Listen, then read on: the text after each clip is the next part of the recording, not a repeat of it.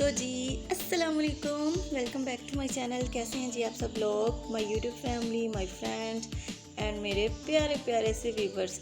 I hope कि आप सब लोग ठीक होंगे, मज़े में होंगे और अपनी अपनी लाइफ एंजॉय कर रहे होंगे। और जी माशाल्लाह अल्हम्दुलिल्लाह आप सबकी दुआओं से मैं भी बिल्कुल ठीक हूँ। और जी अल्लाह पाक सबको अपने हिफ्ज़ व अमान में रखे, अल्लाह पाक सबके घरों में खैर बरकत रखे। तो आज है जी फ्राइडे और मैंने सुबह नमाज के बाद चाय पी ली थी और अब मैं किचन में आ गई हूँ और सुबह सुबह का भी टाइम है, तो मैं ना दाल वाली ना रोटियाँ यानी परांठे दाल वाले बनाने लगी हूँ। और यहाँ पे मैंने आटा ले लिया था तकरीबन 3 से 4 कटोरियाँ और उसमें मैंने चॉप किया हुआ प्याज डाल दिया है एक मीडियम साइज़ का, और साथ में एक छोटी प्याली मैंने डाल दी है बेसन की। और ये बड़ी मज़े की ना रोटियां इस तरह से बनती हैं बेसन और दाल डाल के। यहाँ पे मैंने डाल दिया जी हस्बे ज़ायका नमक अपने टेस्ट के अकॉर्डिंग, क्योंकि नमक मैं थोड़ा कम डालूँगी क्योंकि दाल जो सालन दाल का बना है वो उसमें भी नमक है। और यहाँ पे 1 टेबलस्पून पिसा हुआ धनिया डाल दिया है, 1 टेबलस्पून लाल मिर्च ऐड कर दिया इसमें, और आधा चम्मच मैंने हल्दी का ऐड किया है। हल्दी मैंने थोड़ी कम डाली है। तो इस तरह से मैंने ना सारे मसाले डाल दूँगी इसमें। यहाँ पे मैंने ज़ीरा डाल दिया है और ज़ीरा डालने के बाद इसमें अनारदाना भी जाएगा, अनारदाना इसमें हम लोग ऐड करेंगे। यहाँ पे मैं अनारदाना डाल रही हूँ इसमें। और उसके बाद हमारे घर में ना जब भी दाल पकती है ना, मूंग मसूर की दाल जो बनती है, तो अगर वो बच जाए, आपको पता है कि फ्रिज में जो पड़ी होती है ना दाल, वो कोई भी नहीं खाता। हमारे घर में तो कोई भी नहीं खाता। चावल साथ बॉयल हों तो खाई जाती है, रोटी के साथ खा के एक दफ़ा बस, अगले टाइम पे ना नहीं खाई जाती। तो मैं फिर क्या करती हूँ कि दिन में ना सुबह के टाइम या दोपहर के टाइम मैं इस तरह से आटा गूँध लेती हूँ दाल डाल के, और उसकी ना रोटियाँ बनती हैं। अगर सिर्फ बेसन और मसाले डाल के बनाए ना तो वो रोटी बड़ी हार्ड और सख्त बनती है, और अगर उसमें दाल डाल दी जाए इतनी सॉफ्ट और इतनी नरम रोटी बनती है। यकीन कीजिए आप कभी ना इस तरीके से बना के देखिएगा। हमारे घर में तो जब भी दाल बने ना तो मेरे अब्बू पहले ही बोल देते हैं, अगर बच गई ना 1 कटोरी दाल की तो ना ये आटा गूँध लेना दाल का। तो इस तरह से हम लोग ना फिर बड़ा मज़ा आता है इस तरह की रोटी का। और साथ अगर दूध लेके उसकी ना कच्ची लस्सी थोड़ी सी नमक डाल के बना ली जाए तो बड़ी मज़े की लगती है, साथ में दही का रायता वगैरह। और पहले मैंने दाल को मिक्स किया था अच्छे तरीके से। और इसको गूँधने का भी तरीका ही होता है कि पानी बहुत कम कम डालना पड़ता है, एकदम से आप पानी नहीं इसमें डाल सकते, क्योंकि ना आटा पतला होने का ना मसला बन जाता है, क्योंकि दाल ने भी काफ़ी अपना वो ऑब्ज़र्व करना होता है आटे में सारा कुछ। तो इस तरह से ना इसको आराम आराम से ना थोड़ा थोड़ा पानी डाल के आटे को गूँध लिया जाता है। और जब मैं आटे को गूँध लूँगी तो उसे थोड़ी देर के लिए मैं फ्रिज में रख दूँगी ताकि अच्छे से सेट हो जाएगा, और फिर मैं ना इसके परांठे बना लूँगी। बेसिकली इसको ना गांव में लोग बोलते हैं मिस्सी रोटी।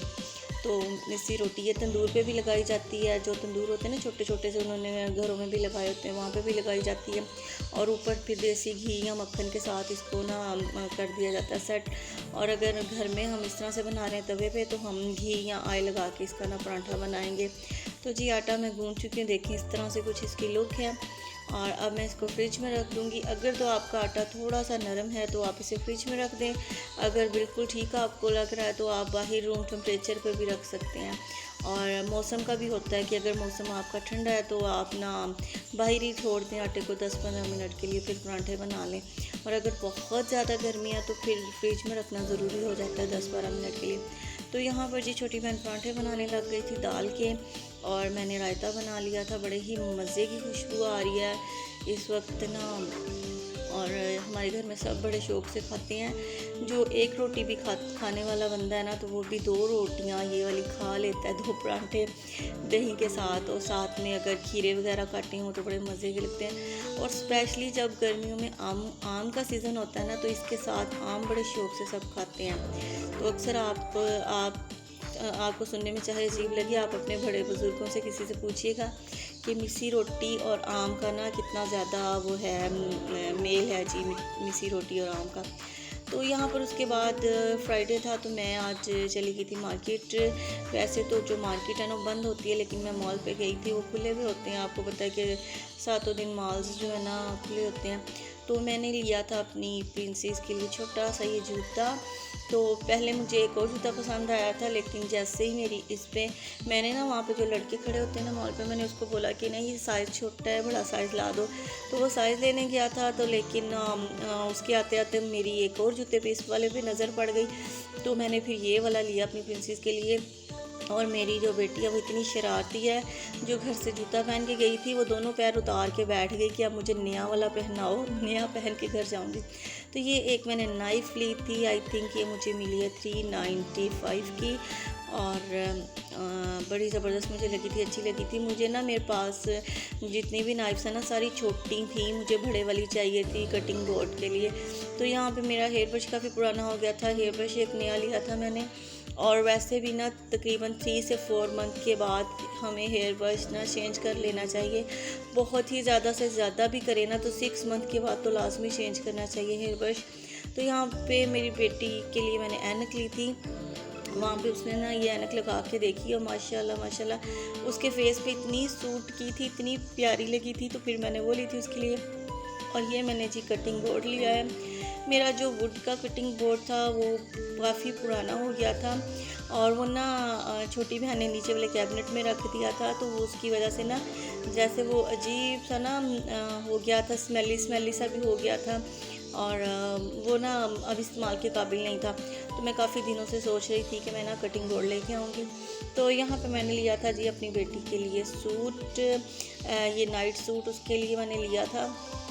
और आई थिंक मुझे ना चेंज करवाना पड़ेगा, क्योंकि थोड़ा सा ना उसे ना टाइट है, छोटा है उसको। तो मैंने ना ट्राउज़र के हिसाब को देखा था उधर, तो मुझे शर्ट तो मुझे उधर भी थोड़ा डाउट था, लेकिन इससे जो बड़ा साइज़ था ना वो अगर मैं ले रही थी तो उसका ना ट्राउज़र बड़ा लंबा मुझे लग रहा था। तो ये एक मैंने फ़्रॉक लिया था, 2 फ़्रॉक लिए मैंने, एक ये मल्टी सा है और दूसरा लाइट कलर का है। और यकीन करें ये मुझे मिला है जस्ट 99 रुपीज़ में। आप देखें माशाल्लाह से कितना क्यूट और कितना प्यारा सा है। और आजकल के दौर में ना तो 99 का इस तरह का कोई कपड़ा मिलता है आपको फ़्रॉक के लिए, और ना ही अगर आप स्टिच करवाएं तो कोई 900 रुपये इस तरह से ना कोई सिलाई लेगा इसकी। और ये मुझे जस्ट 99 रुपीज़ में मिला था, और ये मैंने चेज़ वैल्यू से लिया था। अगर किसी ने इस यानी ये बच्चों के लिए फ़्रॉक्स वगैरह लेने हो तो मैंने चेज़ वैल्यू से लिए थे ये दोनों फ़्रॉक। और इनके ना काफ़ी दिनों में ना सेलें लगती रहती हैं। तो जब मैं मार्केट गई थी, छोटी बहन ने बना लिए थे पिछले दाल चावल, क्योंकि वो दाल चावलों की ना बड़ी शौकीन है, तो उसने जी दाल चावल बना लिए थे। और या फिर ना क्योंकि रात को मैंने बनाना था कबाब मसाला, तो इसलिए उसने सोचा कि रात को तो बनना ही है कबाब मसाला, तो सब्ज़ी लाने वाला कोई नहीं था, तो फिर उसने जी दाल चावल बना लिए थे।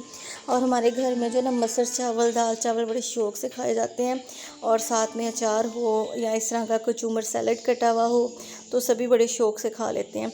तकरीबन मेरे ख़्याल में हमारे घर में हफ़्ते में 3 दफ़ा तो मस्ट भी चावल बन जाते हैं। यानी एक दिन रोटी खा ली है ना सब ने 3 टाइम, तो अगले दिन सब ने कहना है जी एक टाइम ना चावल लाजमी हो जाए, चाहे बॉयल चावल हो जाए, चाहे वो हो जाए चना पुलाव हो जाए, या कुछ भी ना चिकन पुलाव, कोई भी चावल हो जाए। तो यहाँ पे जी मेरी बेटी ले आई है चीज़ियाँ एज़ यूजुअल, जैसे वो डेली करती है। तो अब वो चीज़ें, बोतलें, चिप्स वगैरह सारा कुछ ना रख के बैठ गई है, कभी कुछ उठा रही है तो कभी कुछ उठा रही है। तो देखिए माशाल्लाह से कितना वो ना मैसी करके बेड को बैठ जाती है, और फिर एक एक करके ना खुलवाती है चीज़ें। मैं आधी उठा के ना अलमारी में रख देती हूँ, क्योंकि एकदम से सारी एक एक टेस्ट करती है पहले, तो फिर वो ना चूज़ करती है कि मैंने पहले ना कौन सा पैकेट खाना है। पहले ना एक एक खुलवा के एक एक मुंह में डाल के टेस्ट करती है जी कि कौन सा मज़े का ज़्यादा लग रहा है। तो यहाँ पे जी शाम का टाइम हो गया था, और शाम के टाइम 5 से 6 बजे के दरमियान मेरा जो चाय का टाइम होता है, इस वक्त मुझे चाय ना मिले ना तो बस ऐसे होता है जैसे कोई नशेई बंदा है ना, उसका नशा टूट रहा है। तो यहाँ पे मैंने ना चाय बनवा ली थी, और मेरा ये कप इतना प्यारा है, मेरी बहन ने मेरा कप तोड़ दिया है। मैं आपको दिखाऊंगी टूटे हुए कप को मैं कैसे इस्तेमाल में लेके आई हूँ। उसके बाद जी चाय पीने के बाद थकावट काफ़ी ख़त्म हो चुकी थी, और मैं आ गई थी किचन में। और यहाँ पे मैंने ना बीफ का कीमा पड़ा हुआ था, उसमें मैंने मसाले मिक्स किए थे, और प्याज वगैरह, अदरक, लहसुन और बाकी जो स्पाइसेस हम लोग यूज़ करते हैं वो मैंने इसमें डाल दिए थे। कोई एक्स्ट्रा चीज़ मैंने नहीं इसमें ऐड की थी, तो इसलिए मैंने ना पूरा प्रॉपर नहीं आपको दिखाया। क्योंकि ये मैं आपके साथ पहले भी ना कबाब रेसिपी शेयर कर चुकी हूँ। तो यहाँ पे मैंने इनको हल्का हल्का सा शैलो फ्राई कर लिया था और उसके बाद ना इनको मैंने हाथों से शेप दी थी। आप इनके चाहे तो कोफ्ते बना सकते हैं, चाहे तो कबाब बना लें, कुछ भी आप कच्चे कीमे के कबाब भी बना सकते हैं आप इसके। तो मैंने वहाँ पे उनको शैलो फ्राई कर लिया और इधर मैंने मसाला भून लिया था। तो मसाला मेरा जो है ना झटपट इस तरह से रेडी हो जाता है कि मैं प्याज को ना तकरीबन मैं 2 किलो या 3 किलो प्याज लेके उसको ना फ्राई कर लेती हूँ। बहुत ज़्यादा आपने ऑयल नहीं डालना फ्राई करने के लिए। मैं ऐसे तकरीबन 5 से 6 टेबलस्पून डाल के बड़े बर्तन में और बड़े पतीले में उसमें मैं 2-3 किलो प्याज डाल के कटिंग करके बारीक बारीक तो उसको मैं ब्राउन करके ना फ्रिज में रख लेती हूँ शॉपर में डाल के। तो जब भी इस तरह से मुझे जल्दी फटाफट झटपट कुकिंग करनी हो ना तो मैं 3 से 4 टेबलस्पून के करीब प्याज निकालती हूँ और इस प्याज को और साथ में 2-3 टमाटर, 2 जवे लहसुन के और थोड़ा सा अदरक, इनको मैं ग्राइंड कर लेती हूँ। और यकीन करें 2-4 मिनट के अंदर ही ना किचन से मसाले की खुशबू आना स्टार्ट हो जाती है। अगर कोई गेस्ट वगैरह भी आए हो ना तो वो बड़े हैरान हो जाते हैं कि अभी किचन में गई थी तो अभी खुशबू आनी स्टार्ट हो गई है मसाले की। तो क्योंकि आधे से ज़्यादा काम हुआ होता है, ज़्यादा काम जो होता है ना हमारा मसाला बनाने का होता है।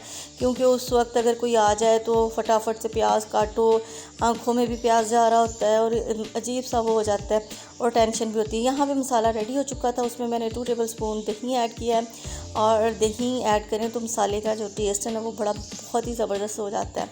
तो मैं जब भी इस तरह का कोई ग्रेवी टाइप सालन बनाना हो ना तो माशाल्लाह से अगर दही पड़ा हो तो मैं लाजमी 2-3 चम्मच ना उसमें दही के डाल देती हूँ। अगर अदरक का कौरमा भी बनाएं या गोश्त का कौरमा, जिसका मर्ज़ी, तो उसमें मसाले में अगर इस तरह से दही डालें तो बड़ा टेस्टी सा बन जाता है। तो यहाँ पर जी मैंने इसमें डाल दूँगी कबाब जो हमने बना के रखे थे और बहुत ही मज़े का टेस्ट इनका बना था। तो सब ने इतने शौक़ से खाए थे कबाब और माशाल्लाह से रात को मैंने फिर ना साथ इसके मंगवा ली थी खमीरी रोटियाँ।